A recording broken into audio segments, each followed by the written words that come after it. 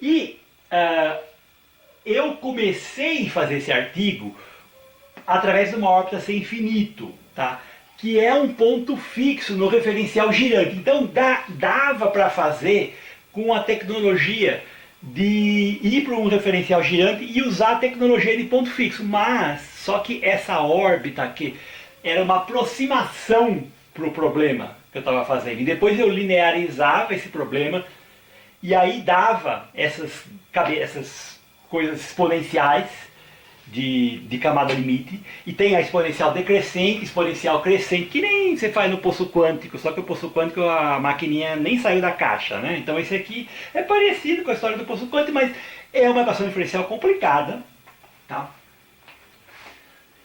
Aí eu comecei então fazer essa brincadeira para então o que eu fiz? Eu peguei, existe no problema de dois corpos, uma órbita, como eu falei para vocês, as órbitas interessantes não são sem infinito, mas existe uma órbita circular que é sem infinito, ela é super instável, essa órbita não vai servir para muita coisa além de útil para uma coisa técnica de matemática, para começar daí uma teoria de aproximação, uma teoria de perturbação, tá? E é um problema de dimensão infinita quando você vai perturbar. E aí tem as equações, tá?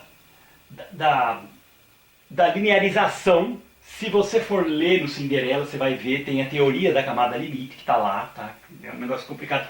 Quando você lineariza as soluções, então as equações são equações com retardo, tá? Tá vendo? Esse mais, esse menos, está tudo no artigo que eu falei para vocês aqui, que é Variational Electrodynamics of Atoms, está numa revista da Suécia. Eu fui numa conferência da Suécia nessa época e pus o artigo lá. Precisava pagar para pôr o artigo lá.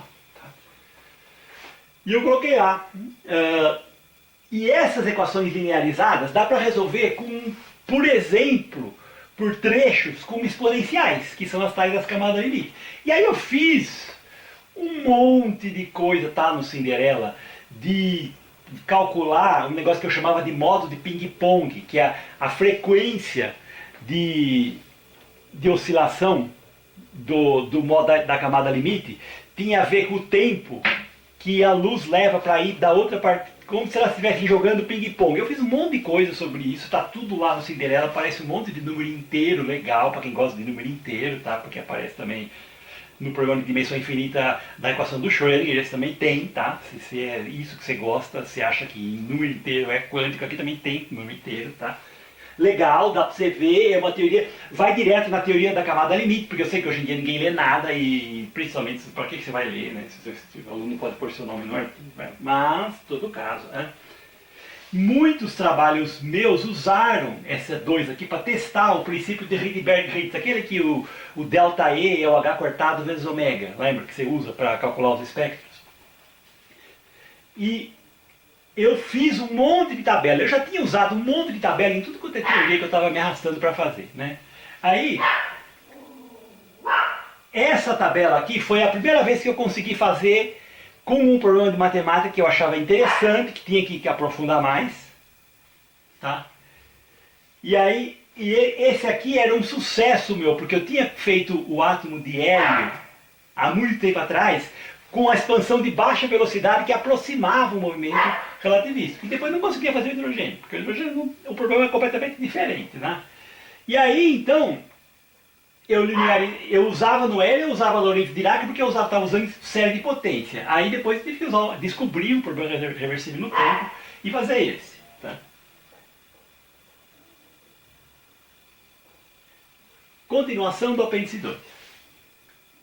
Desde 1998 eu tentei estender o meu sucesso para o espectro do hélio usando estabilidade linear e expansão de potência de inversão princípio.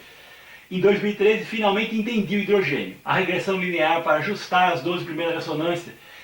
Aí eu achei um problema de exponencial crescente e decrescente, que nem tem lá na mecânica quântica igualzinho, tá? Aí eu acabei reduzindo isso a um problema de achar as raízes complexas de um polinômio lá. E essas raízes, tá?